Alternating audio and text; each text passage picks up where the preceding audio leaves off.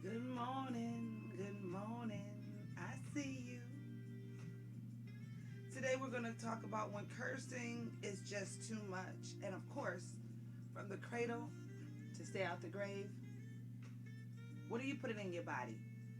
And this picture that you see and are able to study is worth 1,000 words. Trust and believe. Shalom, shalom, shalom, shalom, and good morning to each and every single one of you.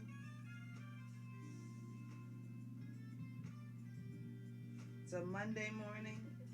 We're going to eat some manna this morning.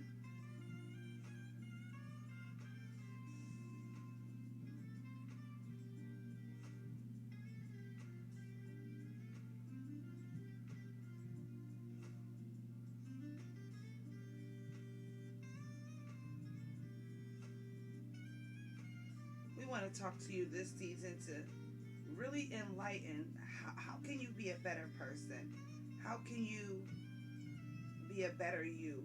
From the inside out, many times we don't think of how our insides affect our outsides, but trust and believe what you're putting on the inside of you shows on the outside.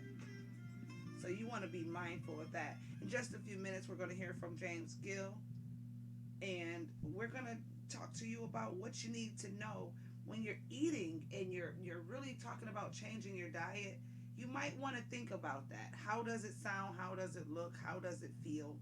And then again, you want to not only look at the food that you're putting in your body, but what else are you doing inside of your body? What are you allowing in your gates?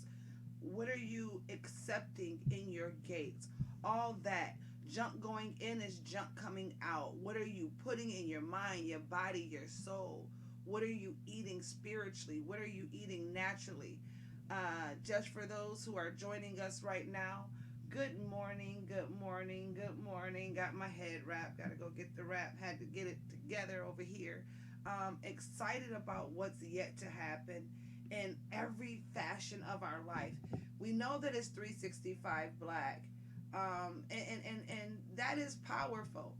Yet, do you know what it means to stay healthy and who you are? Do you know what it means to watch what you're putting in any of your gates, your ear gates, your eye gates, your mouth gates? What are you digesting? What are you sipping on? What are you listening to? As we get closer into the season where people begin to look at resurrection, or you begin to prepare more so for the Passover, it's very important to know what is in your gates, to know what it is that you're putting into your body and your mind and your system. Why is it so important? Because what you put out, believe it or not, what you put in will eventually come back out. Here's James Gill. Good morning. Good morning. The picture that you see up there, the picture speaks 1,000 words. What's going on is from the left side, you see the good food that you're eating, and it's costing you a whole lot of money to eat that good food. But as you can see, he's fat because all of that good food is making you fat. But it also is making you sick too. Because then on the other side, you see him spending the money that he has to pay for all of the different medicine that he has to pay for to stay healthy so he can keep eating that same old food that's killing him. But as you can see, both of them are smiling. The McDonald man is smiling, feeding you the good food. He's happy to spend for you to spend your money on him. But then the doctors is also happy too for you to spend your money on them too. Because just like McDonald's and all these other places don't care about your health, these doctors really don't care about your health neither. Because remember, they are the ones that's getting paid off of this medicine too. Different things that happen to you, which we'll get into a little bit more, but they get paid every time that they write a prescription. Each and every time that you go to fill your prescription, a piece of that money goes to them and put in their pocket. So no, they're not going to tell you to stop taking their pills. You're going to stop their vacations. So hopefully that you will see something is going on with this picture, and it just ain't right. That's the law of the land for today. You already heard it for yourself, and this picture is worth 1,000 words. You also have to think about what are you eating naturally, right? So the food that you're eating in representation of this picture to me spoke a lot of different volumes. What are people saying to you that you're eating? Are they offering you money instead of salvation? Are they preparing your mindset to make you sick, so to speak? All of these things is representation. What would you do for the love of money? Would you sacrifice your health? Would you sacrifice your mental awareness of things? So that picture right there, I want you to remember that picture today and forevermore, because that picture was something that actually can remind us that we need to be mindful of what not only we're putting in our bodies to eat, but what are you allowing people to say to you? What are you saying? What are you listening to? What are you mm, ready for this? What are you listening to? And then again, who are you allowing to listen to you, and what are you saying to them? And then even your nostrils. Are you around a lot of funk? You know, some people say we want to get funked up, but do you really want your nostrils filled with a bunch of funk, or just nastiness? And if you don't, well, here's the way to make it that it's not so. And that's what we're going to talk about today on Take a Solar Moment. As you can see, we're preparing it. I love these head wraps as I am in another protective stage. So just making sure that you know that head wraps are not just something that you can wear in February, but head wraps are something that you can enjoy all year long. For the housekeeping, we want to definitely give a shout out to Black Restaurant Week. Here in Buffalo, New York, and Western New York, it is Black Restaurant Week. The Urban League 30 Under 30 has put this together, and it's, I don't know how many years it's been going on, but it gives you an opportunity to go to the different Black restaurants, throughout the city, and they have different discounts. I know Je ne sais quoi has the 2 for $25, and you can get fish and chicken or mix it up, take someone with you and enjoy that special. Other restaurants have their own specials for this week, but Restaurant Week or Black Restaurant Week is a little different than what you would call the regular Restaurant Week. Black Restaurant Week highlights the African American businesses that are currently in operation, and all right there for you. So that is something that I think is phenomenal. Now, with that being said, it's truly time to tell you what it is to embrace the weekend rest. Now, before we get into what we're putting into our bodies, I want to make sure that you understand that weekend rest is so important. Why is the weekend rest so important? Because think about it, you run all week, right?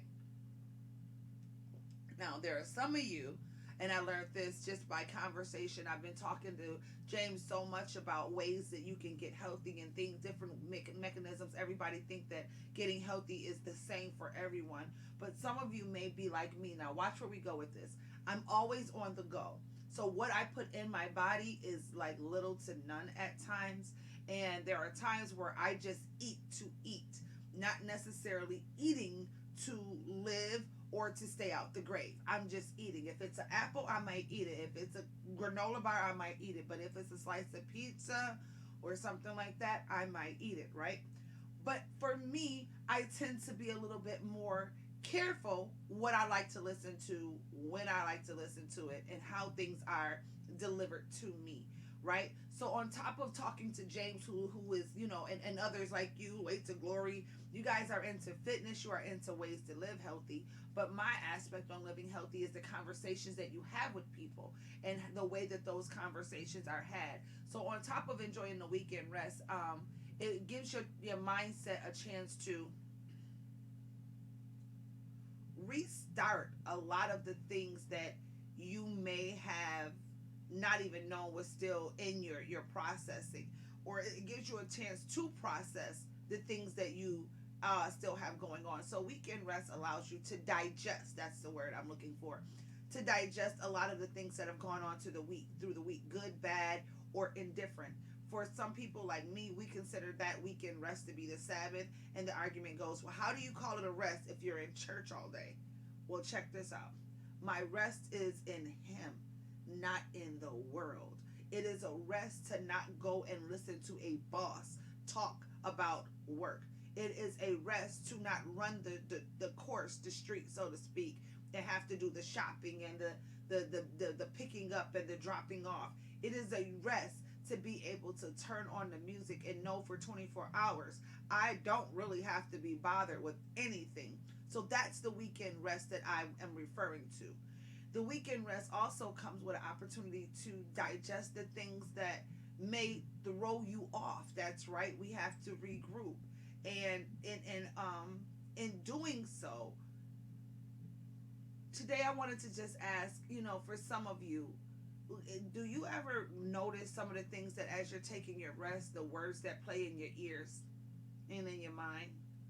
And a lot of times those words can either be uplifting, which are the better ones to meditate on, whether it's a biblical uplifting or a conversation you had with somebody that is like memorable because you could digest every word that they had, right? So over this weekend, I took some time to regroup, and I wanted to think about the things that we would talk about this week. And I wanted to talk to some of my folks that understand what cursing is. And cursing is something that I'm not going to say everyone does it, but everyone does it or have done it or tried to do it. Many of us try not to do it. And there are reasons we try not to do it because we know that it's not always one of the best mechanisms in the world. Cursing comes with a lot of negative vibes, so to speak. But then you have studies out here who are saying, that cursing is something that smart people do, intelligent people do. And if your best friend curses, then your best friend is more honest with you. Cursing can be one of the ways to be the truth. And these are things that I've gathered off of your social media pages.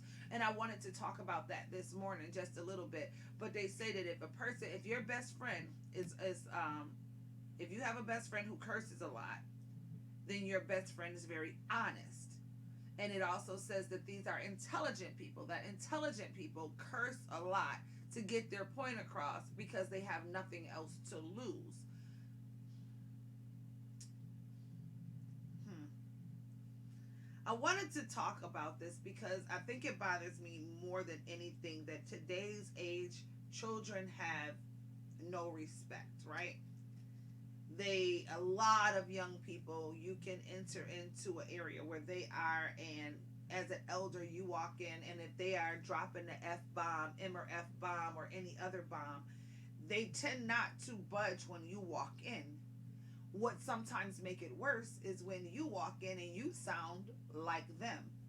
Therefore today's age have no separation of respect, if you ask me. Now, when you cuss, you leave a lasting impression. Trust and believe. And whoever hears that, digest everything that you just said. Now, the question is, do you really want them to have your recipe or your residue of that recipe on them and leave such a negative, lasting remark? Or is it that you have more edifying words in your body and are able to articulate things a little bit more positive? Now, I'm not dogging anyone who curse. I'm asking that we begin to look at what comes out of our mouth as we get into, a lot of people start to fast in the upcoming season, getting into the spring and the holy days, right? So you want to start off with some of the things that you can, that may be harder to cut out than others. You know, sometimes you have smoking, you have drinking, you have fornication, you have many type of sins. But one of the things that we don't recognize is that what comes out of our mouth can be very defiling to somebody else. You may be okay with it, but what we don't realize is cursing ruins your witness to Hamashiach. And it also dishonors Yahweh. What does that mean? Like the Son of Man, the Son of God, you know, the one that some of you, I call him Yeshua, right? And in James 3 and 10, it expressed that having the same mouth to bless and to curse is dishonorable to Yahweh.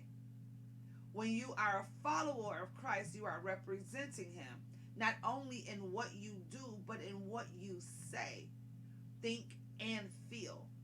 So before you drop that next F-bomb, or before you decide to just not think twice before you walk out and let one loose, kind of like the gas syndrome if you eat the wrong foods, right?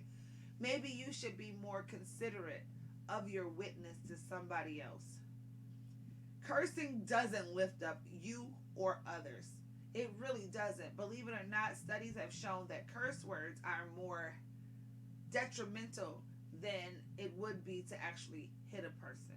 A person that can take the blow of a curse word, well, that's something that stays inside and resounds for a long time. If you were to actually hit a person, you can actually help them recover. Ice, a couple of days, and it can be gone. The thought of it will still remain, but at the end of the day, you can get rid of the bruise. Sips lemon water, right? And then you have to realize that it doesn't lift others up, because cursing is designed to put people down. It is nothing about a curse word that can lift people up. I hear our young people a lot of times like, we go, "What's up, Inna?" You know, and in the Inna, it's kind of like, "What's up?" But then you go and say, because you're less than, with the N word. Things like that, or the M or F word, or things of that nature, is not an uplifting. As a matter of fact, that's what we call derogatory curse words, because it is very degrading. Cursing creates an open gateway into more sin. Usually when you curse at someone, 9 times out of 10, they gonna want to cuss back, right? Or you put them in a state of discomfort or doubt. That's what I don't think that some of us who curse profusely, we don't realize that cursing can put another person in a place of doubt, not knowing that what you're saying to them, I guess the other person can take it and not know that what you're saying to them isn't as bad as it sounds, But because cursing can sound so deep and so bad, that other person can have a spirit of doubt put on them, meaning that whatever was going on, right? That curse word or that cussing out really kind of put the level of each one of you somewhere different. You begin to doubt the relationship, you begin to doubt the action. Cursing really has a lot of different effects. And in some cultures, they use cursing as like a main way of communicating. I guess I can understand it if you're looking at it from a cultural perspective, but when you're really looking at it from the perspective of getting your house in order, getting your temple in order, getting your body in order. It's just one more of those things that you want to try to curb, okay? And what do you do to curb cursing? Oh, MG. It's a lot because what do you do to curb eating? You try to go on a diet. You gradually pull it together. It's 6:46 to the top of the hour. That's right, downtown Pat Brown. This book right here is something that you are going to want to get straight off the press. Downtown Pat Brown is definitely something that if you want to find out when the cool and hip days and and the things were just cool, hip, jive, turkey, my brother, yeah, love, that's right, man. When those words were out and you could use some cool terminology and you didn't have to always have to use a term that seemed to be something from hell and beyond. Well, pay attention. By Downtown Pat Brown is going to be that read for you. It's President's Day, and of course, we want to take a moment to let you know that this morning's show is brought to you by Brown and Taylor Associates. If you're looking for a publicist, if you're looking to get your writing out, you want to tell your story, you want to make it now in there, I guess, whether you want to cuss it or not, whatever you want in your book, that's what you want in your book. But nonetheless, Brown and Taylor Associates is definitely the book the publicist that you would love to use. Tell them we sent you right here on Take a Solar Moment. Now, it's a tricky thing when you come to, we're talking about curbing your cursing attitude on this Black Restaurant Week. Curbing your cursing is not easy. And once again, we did look at the studies that say verbal abuse, man, I'm just, after reading that, I think I could take physical abuse over verbal abuse because, not that I want any, trust and believe, but that physical, you can put a stake on that eye, you can put some ice, you can go see that doctor, that one that's going to take all that money out your pocket that we saw earlier. But when it comes down to what is verbal, we have to be mindful of how it affects our witness. A lot of times people look at you for wisdom, they look at you for guidance, they look at you for comfort. They should be able to look at you for these things. They should be able to look at you for understanding or just a listening ear. Sometimes you can diminish that when your response is very harsh, hectic, or filled with derogatory words. Now, some of the things that you can do as we're preparing for this season of just getting our bodies in order, or what we say, rolling away the reproach, looking and evaluating the sin that you have and being able to say, okay, one by one, slowly but surely, I can put some of that sin to the side. Not everybody at the same time, not every sin at the same time. And we learned that with Picard Smothers as we looked at the 7 churches in the book of Revelation. 7 churches, 7 different sins. Nonetheless, they all needed to be corrected. And that's who we are if we are a child of God. So what does it mean? What it does mean is that we have to look at the knowledge that we get from Hamashiach and begin to apply it. We need to know how to fellowship better. And I think when we say fellowship, do you hang around people who just have nothing positive to say? Then 9 times out of 10, what comes out of your mouth is probably not as positive as it could be. We have a caller on the line, so we just want to be very mindful of the words that are coming out of your mouth, because guess what comes out of your mouth goes into someone else, and if they digest it, it could be very dangerous. Good morning, caller. Good morning. How are you this morning? I am well. Good. Well, it was too many words for me to type in, so I had to call in. Okay. Cursing is not only is it a form of aggression, but it's also an intimidation.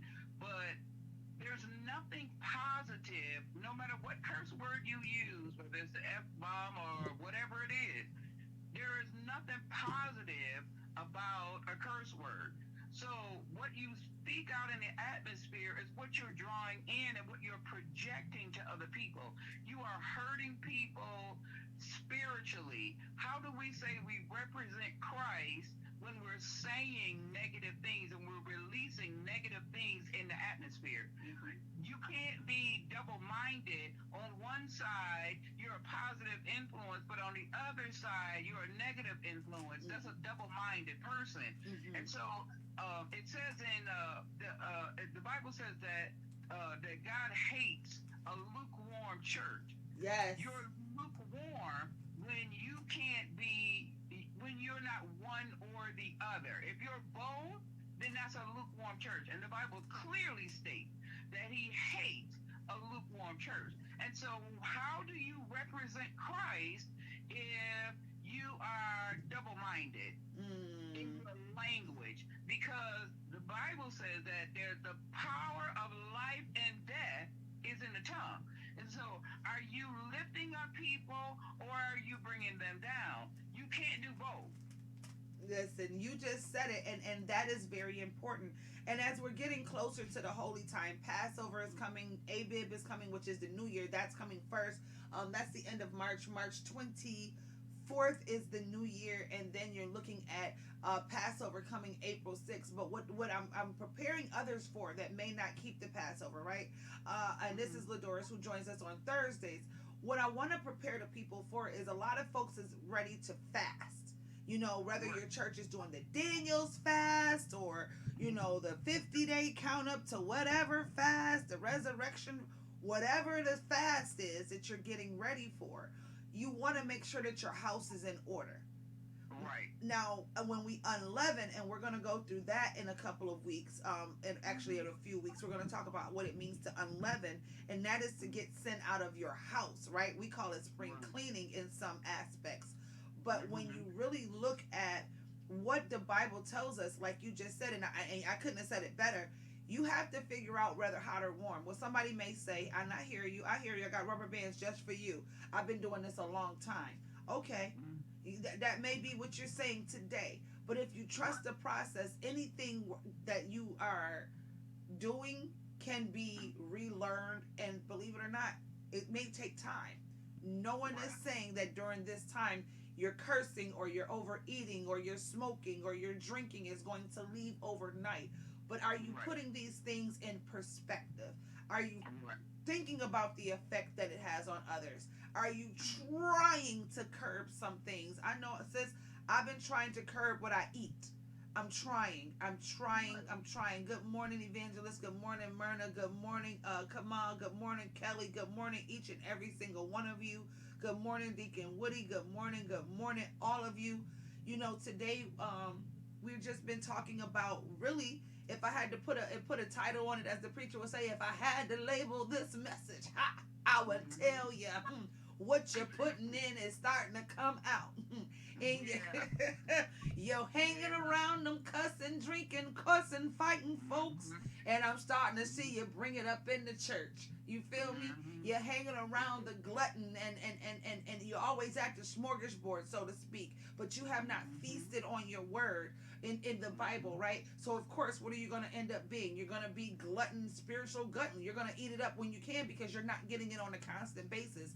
And then when you think about the words that are coming out of your mouth, if you just practice saying some positive things. And I don't even think I'm talking to just the cursor, sis. I think because when we think of cursing, we always think of the foul words, right? Right. But we don't think about how we curse and we defile God's word. You know, putting a curse onto someone, not speaking godly to them, not just dropping an F-bomb, but telling somebody who they're not, or never giving them encouragement, or never uplifting a person, or never telling them that you're beautiful, you're wonderful, you're needed, you're purpose-filled, never saying that I'm proud of you. You might as well have just said the other words, because the words you're saying have not been edifying at all. So that's a That's right. curse against the promise of God as well. So I'm gonna put a rubber band on that as well. So Yes. It I does mean, just as much damage. mm-hmm, Negative language as well as curse words does just as much damage. And when we project those negative thoughts onto other people, the first thing is that person's blood is on your head because you have damaged one of the least of the fathers. And so we have to be very careful. We're supposed to lift each other up. The Bible says we are the repairer of the breach. How can we repair what's been breached mm-hmm, if we are contributing to the hurt? mm-hmm, How we hurt people, what we say when we hurt people, we are contributing to the breach that is keeping people disconnected from the Father. And mm-hmm. so we have to be very careful in how we talk to people. Yes. The things we say to people, the way we say it to people. People are hurt, and hurt people hurt people. Come and on. so how do we continue to how do we begin to heal that? How do we begin to repair that breach? Our positive language, our positive projections of encouragement and lifting up people.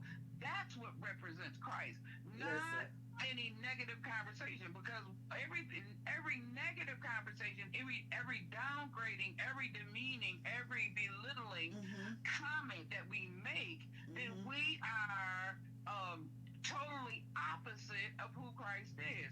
So again, we go back to you can't be double-minded. You either are going to represent Christ or you're not. But then you can't do both. And I love what Baba Kamal just said here. He says, "Words from your mouth come from your mind and heart, blessings or curse." And he says, "Evil deeds and actions, not just words, are a curse and a cuss and a curse." And I think that's the difference. A cuss is when you're cussing. You're dropping the bombs that are not edifying. You're filling the positive word with something that is a belittling word, right? But to have a curse, we always forget about the witches and warlocks in the Bible. We act like that stuff doesn't exist in the Bible. It's in the Bible. So you want to be very mindful of that. Are we hurting or healing? That's right. Do you have a hurtful or a healing energy? And some people think, and I'm guilty of this, especially in ministry. And it's 6:58, it's President's Day. If you're spending a little extra time with your loved ones today because the children are home, I definitely encourage that. Find something outside the box to do with your family today and edify them. I used to think that the harsher I was, if that's a word, the more harsh I was with people, they would get it. Right. That's not the case. No. The Bible says, with love and kindness have I drawn thee. Come on, that's a rubber band. Thank you, TJ, for bringing these rubber bands home because we needed them today. So with love and kindness have I drawn thee. With an extra 5 minutes, we're going to give this show today because somebody out there really needs to remember that love and kindness goes a long way. Love and kindness goes the extra mile. The way you speak to someone goes the extra mile. The way, and now this is the flip side. How you receive, and this is the unfair side. And that's why I said we have to go a little far. We got to go a couple of minutes over just today. No work today, no school today. So why not spend extra time with you all today? How you respond to what you hear, how you receive what you hear, that's part of your ministry. And I had to learn this the hard way too, guys.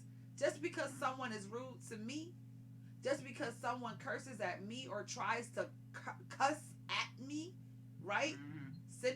I don't have to respond in the same demeanor. That's right. That is so hard, though.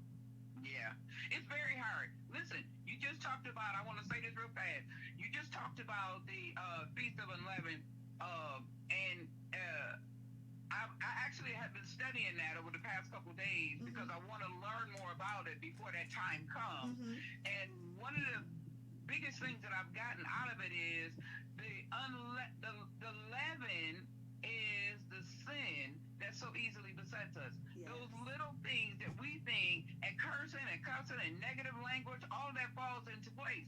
So how do we celebrate that time of leaven, and how do we celebrate that time of Passover when we're holding on to those things? We have to get to a place. I've started early so I can start practicing now. You know, sis, and I just put a big red rubber band on for the rubber band ball because it's real. Brother Kamal said, "Are we serving God or the devil?" And it says, "By our words and our deeds." You know, when you think of unleavening, our words is that we want to get rid of the sin. Our deeds become to the part of cleaning out your sin. And all of us have different levels of it. You know, the fasting from food is one thing, but I've had to fast from people. I've had to fast from places. I've had to fast from things. It's funny because I can't watch everything on television anymore. I can't talk on the phone to everybody. I don't go to every. I used to, sis, y'all. I got the name the community's daughter because I was always in the community at some aspect, some way, form, fashion. It didn't matter. You call, I was there. And what I found is that wasn't necessarily edifying to my spirit. It did not feed my family at all, right? And then that was even worse because now you're gone, but now what you're coming back to is emptiness. Not because, and my single ladies, trust me, at the time when I was single, it wasn't the fact that I wasn't coming home to a man. It was the fact that I wasn't coming home to anything that was substantial. I didn't come home and get in my word like I should have back then. I was too tired. I didn't even know the foundation of the word. I didn't come into the house trying to figure out what people said. I actually let what they said move me, and I chose other things to try to deal with what was said. Oh, she threw this event, it's whack. Didn't nobody come to this? Oh, she got the nerve to do that. And those things really had tried at that point in time to take a toll on me. Now I'm to a state after fasting for so many years, especially the last 3.5, 4 years of fasting away from those things. I feel so much better. Like I lost a lot of unnecessary weight from people who did not even want to work out with me, but was willing to try to have me carry their weight. Right. And leaven, I learned, decays. And so that's what you just said. That is decaying. When we run ourselves raggedy and we're not being fed, then we decay. And that's what the leaven is. So when we can remove that leaven and get rid of the things that decay, I read this one thing where it says that the leaven, you add leaven to something that's pure and natural. The yeast is an outside thing that causes the bread to rise. But if you are studying your word and yet you are spending time in His presence, then you don't need the outside stuff to edify you, to grow you, to nourish you, to strengthen you as you walk out in this journey. And that's why you need that weekend rest. That's why you need that Sabbath time, because that's what refreshes us, renews us. That's what builds us up.